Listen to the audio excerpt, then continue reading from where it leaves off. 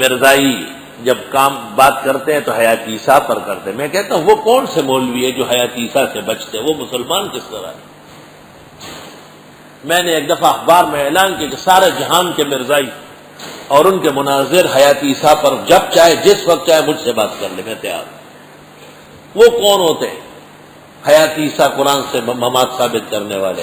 قرآن جن لوگوں نے پہنچایا ہے، جنہوں نے سمجھا ہے، ان کا فیصلہ ہے کہ حضرت عیسیٰ زندہ ہے. اللہ نے جسد عنصری کے ساتھ آسمان پہ اٹھایا. 244 سال تک عیسائی اشتباہ میں تھے، لیکن حضرت عیسیٰ کی تعلیمات پر قائم رہے. 244 سال بعد ایک پادری آیا، اس کا نام ہے پولوس.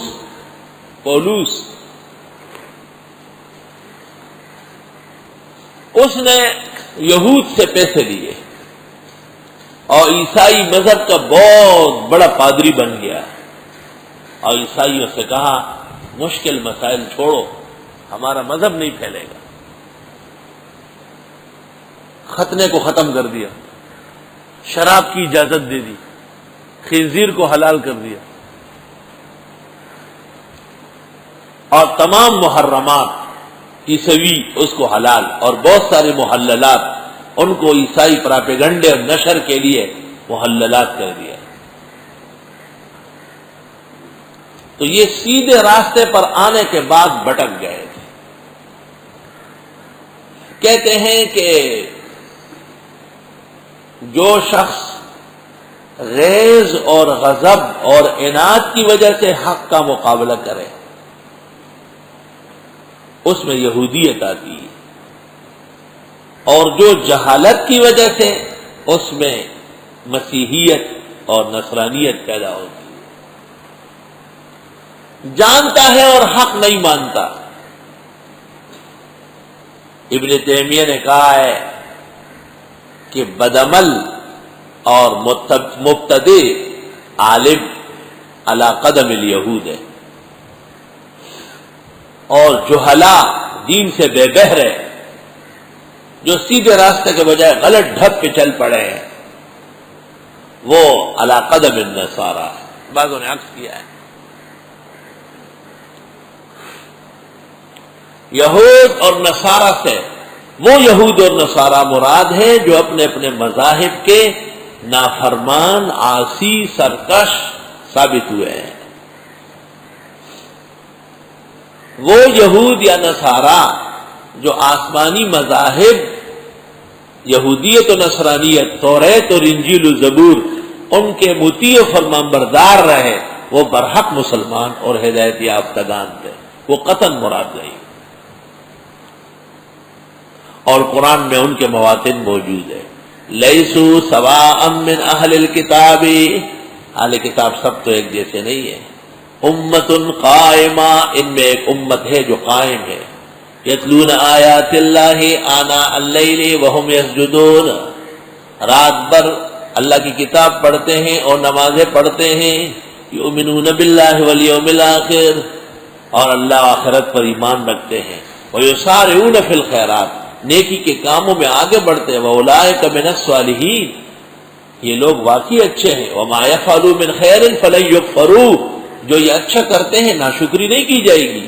وَاللَّهُ عَلِيمٌ بِالْمُتَّقِينَ، اللہ ایسے پاک بازوں کو خوب جانتے ہیں. تعریف ہو رہی ہے تابعداروں کی. اور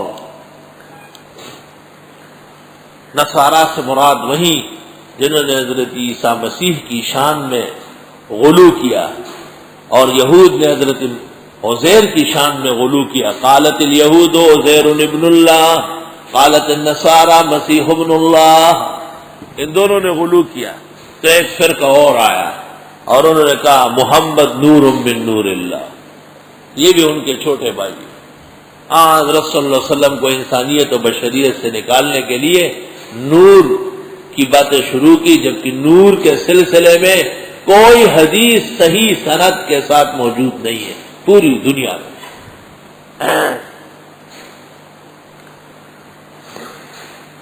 باقی یہود نہیں فرمایا اور نصارہ بھی نہیں فرمایا، مغضوبین و ضالین کا اشارہ ہے کہ جس طرح وہ بہک گئے تھے بوجہ حق کے مقابلہ کرنے کے اور بوجہ حق کا راستہ چھوڑنے کے، جو بھی حق کا مقابلہ کرے گا کسی بھی امت و زمانے کا ہو، مغضوب کا مصداق ہوگا۔ جو بھی حق کے راستے سے کنارہ کشی برتے گا وہ کسی زمانے اور کسی قوم قبیلے کو ہوگا، وہ ظالم کا مصداق ہوگا۔ یہ قرآن کا خطاب ہے اور یہ عموم پر اطلاق کرتا ہے تاکہ قیامت تک کے لیے دنیا اس کے مصداق بن جائے۔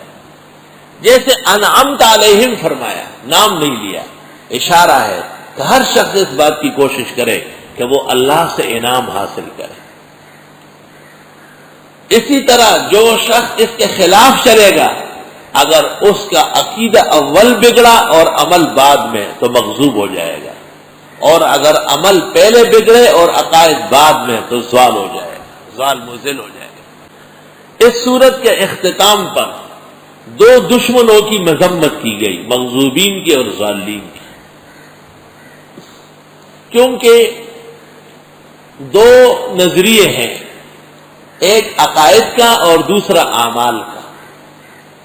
یہود عقائد کے راستے سے پہلے بھٹک گئے اور پھر اعمال تباہ ہو گئے تو وہ مغضوب ہو گئے، اور نصارا اول اعمال کے راستے سے بہک گئے اور پھر ان کے عقائد تباہ ہو گئے تو ان کو ظالم کہا ہے۔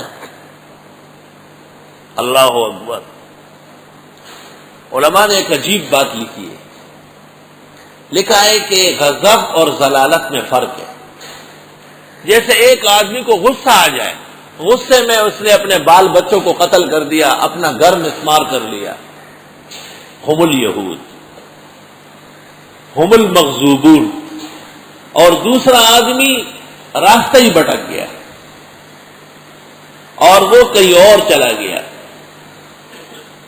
ترسم نراسی بکابہ اے عرابی کہ ای رہ کے تو میروی بترکستان آ، مجھے ڈر ہے اے عرابی کہ تم کعبہ نہیں پہنچ سکو گے، کیونکہ جدھر تو جا رہا یہ تو ترکستان کا راستہ ہے، عربستان کا نہیں۔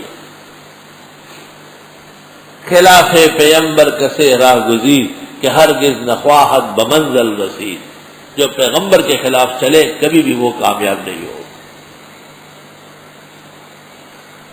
آلوسی بغدادی نے اور شیخ رشید علی رضا مصری نے یہاں ضاد اور ضاد کے مخرج پر کلام کیا ہے۔